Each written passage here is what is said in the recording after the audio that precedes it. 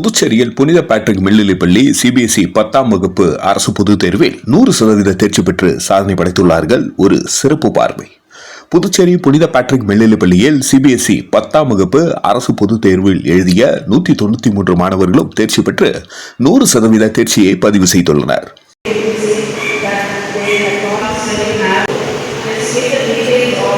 பள்ளி அளவில் மாணவி தேஜஸ்வனி 500க்கு 493 மதிப்பெண்கள் பெற்று முதலிடத்தையும், மாணவி துவானி ஜெயின் 492 மதிப்பெண்கள் பெற்று இரண்டாம் இடத்தையும், மாணவன் ரோஷன் 488 மதிப்பெண்கள் பெற்று மூன்றாம் இடத்தையும், மாணவன் தினேஷ் கார்த்திக், கௌசிக், மாணவி தருண்யா, சௌந்தர்யா ஆகியோர் 487 மதிப்பெண்கள் பெற்று நான்காம் இடத்தையும், மாணவி ஸ்வேதா 486 மதிப்பெண்கள் பெற்று ஐந்தாம் இடத்தையும் பிடித்தனர்.